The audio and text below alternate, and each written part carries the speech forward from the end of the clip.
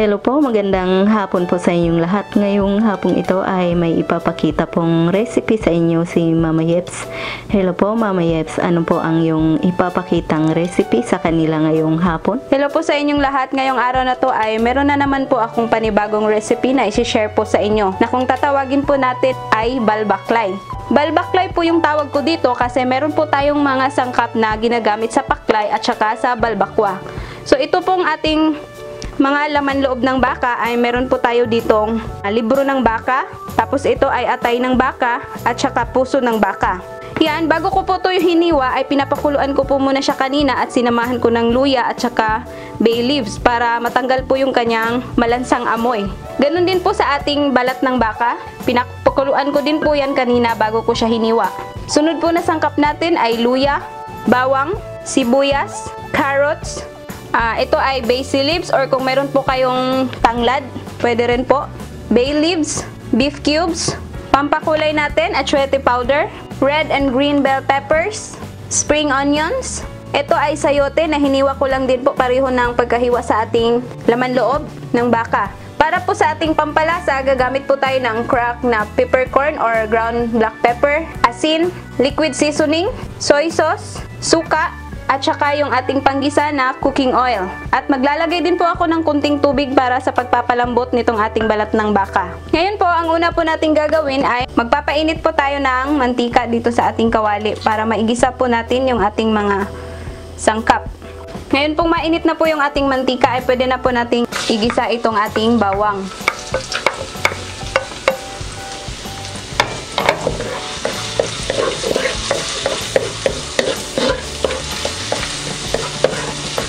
Yan, hihintayin lang po natin na medyo mag-golden brown po yung ating bawang para mas lalong mabango siya.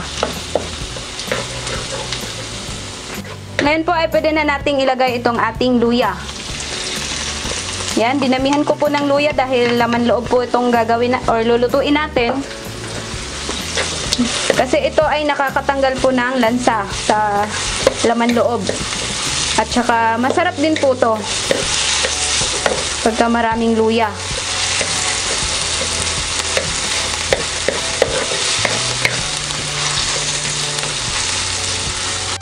Then, isunod po natin yung ating sibuyas.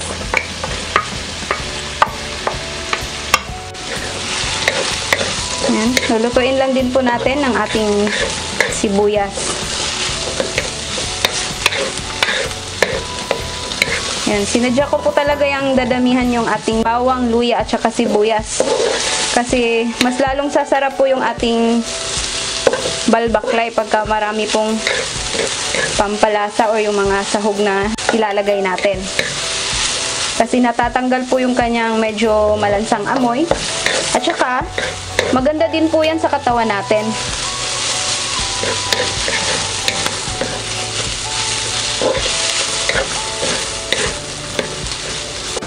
Ngayon po, ay pwede ko na pong ilagay itong ating balat ng baka. Yan, ito po muna yung uunahin ko dahil itong balat ng baka ay talagang makunat siya. So, dapat natin pong mapapalambot or mapalambot. Kasi yung ating mga laman loob ay medyo malambot na po yun kanina.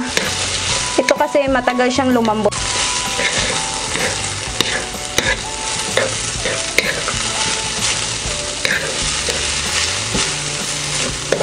Yan, ngayon po ay lalagyan na po natin ng tubig.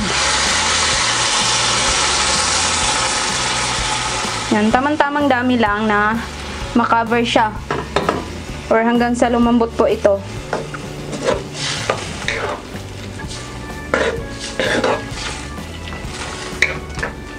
Tapos habang pinapalambot natin siya ay lalagyan po natin itong ating beef cubes.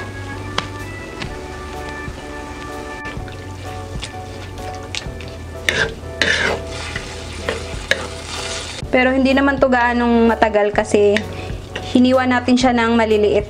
Mabilis lang po itong lumambot. Ngayon po ay tatakpan na po natin siya para lumambot na po ito.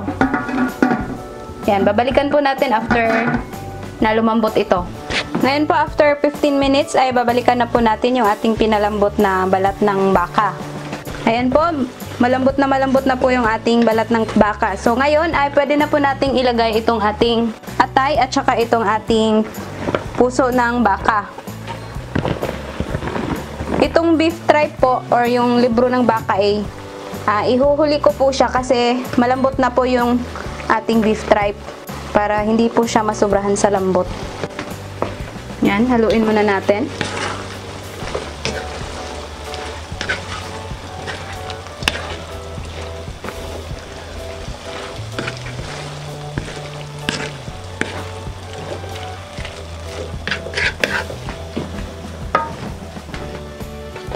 Tapos ngayon ay pwede na po natin siyang timplahan itong ating soy sauce or toyo.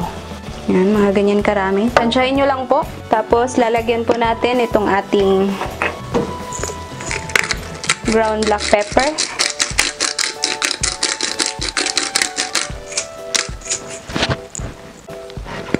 Tapos maglalagay po tayo ng kunting suka. Yan. Tatakpan po muna natin siya para maluto yung suka. So, wag muna po nating haluin para hindi siya aasim lalo. Kailangan maluto po muna yung ating suka. Papakuluin po muna natin siya ulit. Ngayon po ay hahaluin na po natin dahil kumukulo na po itong ating sabaw. Yan.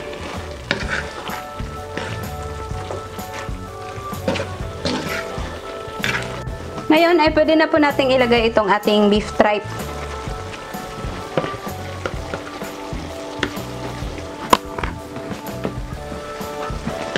Yan, haluin muna natin.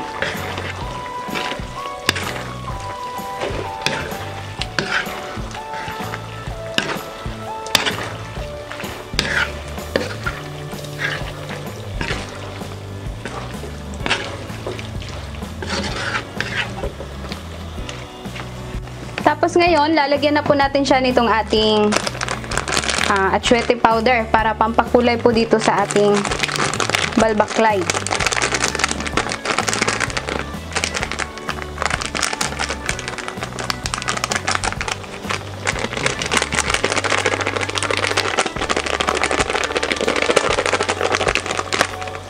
Pwede ko na rin palang ilagay itong ating bay leaves para mas lalong babango pa po itong ating balbaklay.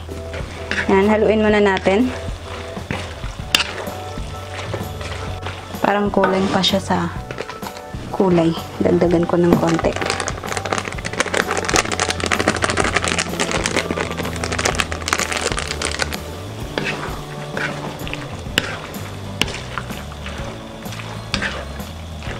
Ayan po, tatakpan ko po siya ulit para medyo lumambot po yung ating atay at saka yung ating puso ng baka. Palalambutin po muna natin.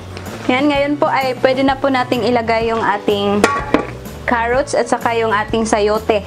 Dahil medyo malambot na po yung ating mga laman loob.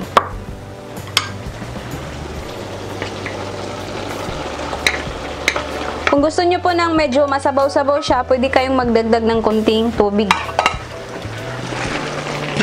Haluin muna natin. Tapos kung medyo nakukulangan po kayo sa kanyang lasa, pwede kayong magdagdag ng konting asin.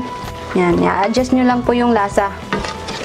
Tapos ngayon, maglalagay po ako nitong ating liquid seasoning na may calamansi flavor. So kung wala po kayo nito, pwede po kayong maglagay ng, kung meron kayong fresh na calamansi. Yan, pipigain nyo lang po, yung juice niya ay ilalagay nyo dito. Or kung wala po talaga, pwede po yung mga powder na seasoning na nabibili ngayon.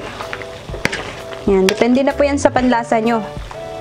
Tatakpan ko pa po pala siya para medyo maluto po yung ating sayote at saka carrots. Tsaka ko ihahalo pa yung iba pang mga sangkap natin. Ngayon po ay titingnan na po natin kung malambot na po yung ating sayote at saka carrots. Yan, medyo malambot na po siya. So ngayon ay pwede na po nating ilagay itong ating red and green bell peppers. At saka itong ating basil leaves or sa Bisaya ang tawag namin dito ay sangig. Yan, napakabango din yan. Tapos mas masarap pa po sana kung merong tanglad. Pero dahil wala po kaming mabilhang tanglad ngayon, kaya sangig na lang po or yung basil leaves na lang po yung ginamit or nilagay ko. Ayan, hahaluin muna natin. Hindi ko po masyadong niluto yung ating carrots at saka yung ating sayote kasi mas gusto ko na medyo crunchy. Tapos ang last po na ilalagay natin ay itong ating dahon ng sibuyas. Yan. Kung gusto nyo po palang gawing maanghang to, pwede kayong maglagay ng silip. So kung sino lang po yung gusto ng maanghang, sila na lang po yung bahalang maglagay. Yan. So sa tingin ko ay pwede na to. Papatayin ko na po yung ating stove para ma-serve at matikman na po natin. Ito na po ang ating finished product ng balbaklay na ginawa po ni Mama Yeps. Sana po ay subukan nyo ang reseping ito. Sana mag-like, mag-subscribe at mag-share po kayo. Maraming salamat po sa inyong panonood. Ito po ang inyong Ate Mayang na nagsasabing mabuhay!